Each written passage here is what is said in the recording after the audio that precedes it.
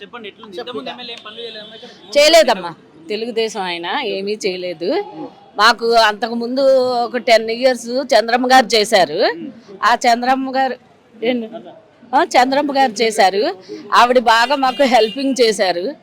ఏదన్నా ఇలాంటి సమస్య అమ్మా అంటే ఆవిడ ఒక తోడబుట్టిన ఆవిడలాగా వచ్చి చేసేయామా. ఇంకా ఆవిడ ఇదయ్యాక ఈ పార్టీ వచ్చింది కానీ ఏమీ చేయలేదు మాకు.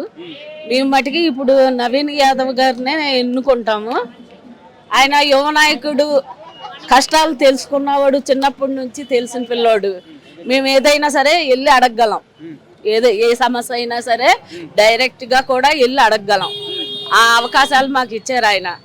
మేము మటుకి నవీన్ యాదవ్ గారికే ఓటేస్తాము. ఆయన ప్రజలంతా నవీన్ యాదవ్ కోటేయాలంటే భయపడుతున్నారు. ఇక్కడ బీఆర్ఎస్ గెలుస్తాను, బీఆర్ఎస్ నాన్న ఇదంతా రోమరు, ఒకళ్ళకొకళ్ళలాగా చెప్పుకుంటారే గాని ఆయన 10 మందిలో కూడా చాలా మంచి వ్యక్తి.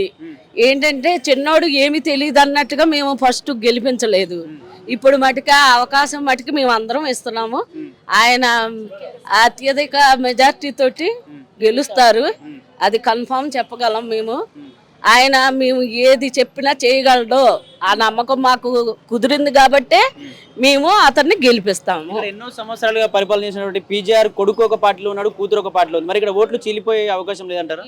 ఏం లేదు నాన్న, ఖచ్చితంగా కాంగ్రెస్ వస్తుంది. నవీన్ యాదవ్ గారు వస్తారు. మా సమస్యలన్నీ ఆ అబ్బాయి తీర్చగలడు, ఆ నమ్మకంతో మేము వేస్తాము. లేదు నాన్న,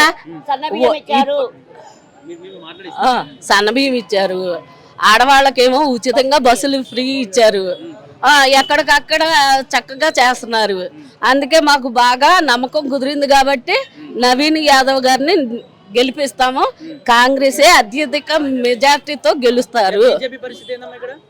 బీజేపీ ఏమీ లేదు నానా.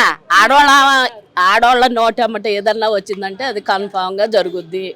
మేము మటుకి నవీన్ యాదవ్ గారికి వేస్తాము. రేవంత్ రెడ్డి గారికి అవకాశం ఇంకా ఇస్తాము, వచ్చే ఎలక్షన్ లో కూడా ఇస్తాము. అది సూపర్ గా ఉన్నది. అన్ని విధాలా ఆయన కష్ట సుఖాలు తెలిసిన అబ్బాయి. అది